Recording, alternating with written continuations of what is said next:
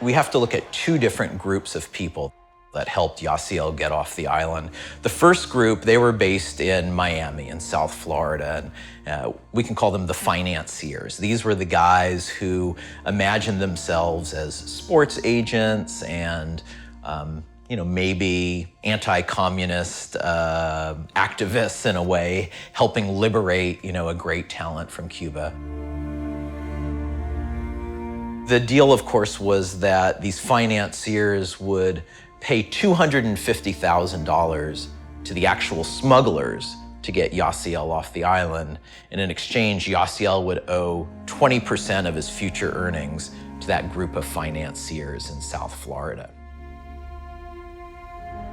So the smugglers that actually took Yasiel out of Cuba, these guys had a hand in pretty much anything being trafficked across the Caribbean. They were moving drugs, they were moving people, kind of whatever needed to get out of Cuba into Mexico and on its way to the United States. But they couldn't just operate on their own in this region with impunity. They had to make peace with an even more ominous and nefarious crime group, which was the Zeta drug cartel.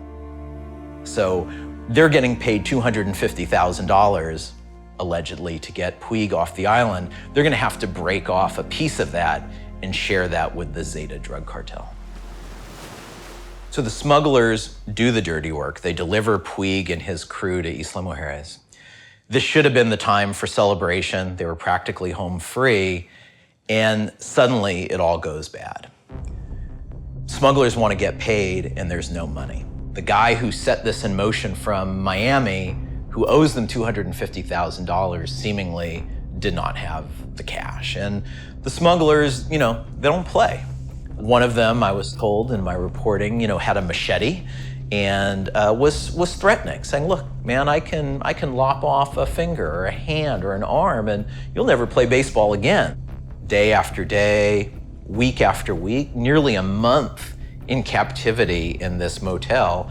And as this was going on, the smugglers kept adding, a tax onto the price. And at some point, Puig's tab was over $400,000. The smugglers, they were looking for some way to cut their losses. You have sports agents. I talked to two of them who received calls. Like they're just, their cell phone rings, and here's some smuggler in Isla Mujeres calling saying, "Hey, we have this fabulous baseball player who's gonna be a big star in your country. We will sell him to you. We will sell the rights to be his representative for $175,000. A couple days later, the phone rings again, and it's now $500,000. Finally, the financiers back in Miami who put this all in motion stage kind of a commando rescue operation. They literally, fly in, swoop into Isla Mujeres, show up at the motel and, liberate Puig and his cohorts, a second time. If you want to consider Puig being his escape from this motel being a reverse kidnap, he is out of there and in front of scouts in Mexico City within a week, as far as I can tell. Within a month, has a 7-year, $42 million contract with the Dodgers.